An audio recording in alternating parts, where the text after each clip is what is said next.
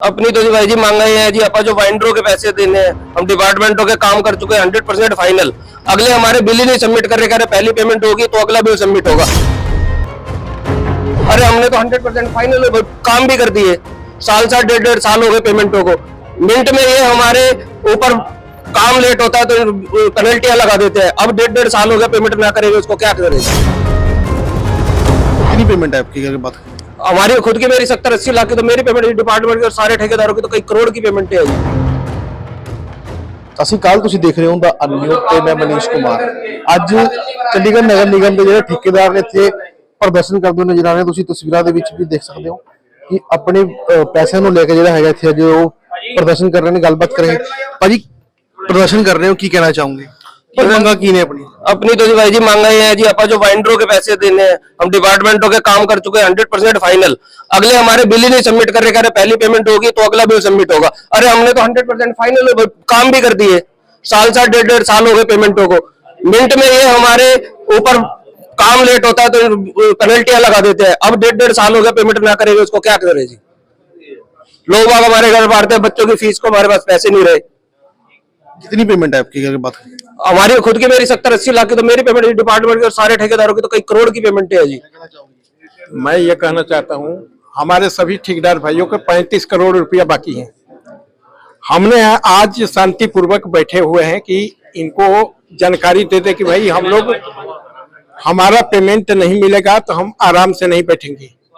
21 तारीख को गवर्नर साहब रोज फेस्टिवल में आएंगे, वहाँ हमारा सभी कंट्रेक्टर भाई धरना और प्रदर्शन करेंगे वहां बैनर के साथ। और वे अगर लास्ट में अगर नहीं मानेंगे तो हम लोगों ने कोर्ट के दरवाजा खटखटाएंगे, कोर्ट में जाकर केस करेंगे। कितने साल से पेमेंटें रुकी हुई है आपकी? 6 महीने से। हाँ जी। कमिश्नर साहब को मिले, क्या आश्वासन मिला? कमिश्नर साहब से मिले, कमिश्नर साहब ने तो हम लोगों को 1.5 घंटे के बाद बुलाए। कमिश्नर साहब बुलाए ही नहीं हम लोगों को, हम लोगों ने पर्ची दी है और 1.5 घंटे के बाद बुलाए। मालूम पड़ा कि हम लोग चोर आवा रही है। 1.5 घंटे के बाद बुलाने के बाद उन्होंने साफ जवाब दिया कि 100 करोड़ से अगर कम आएगा तो हम आप लोगों को पेमेंट नहीं देंगे। अब ये बताइए कि ये कह रहे हैं कि हम अपने मुलाजिमों की तनख्वाह देंगे। हम लोगों के पास जो मुलाजिम है, हमने बैंकों से अपने पैसा तोड़ा करके, बैंकों से लोन ले करके अपने मुलाजिम को दिए, हमने सामान खरीद करके लगाए। हम लोग तो बिल्कुल रोड पर आ गए। पेमेंट कितनी है सबकी मिला के? 35 करोड़ जी, सारों की 35 करोड़ की, सभी कंट्रेक्टर 35 करोड़ नगर निगम से पेंडिंग है आपका? हाँ जी, हाँ जी।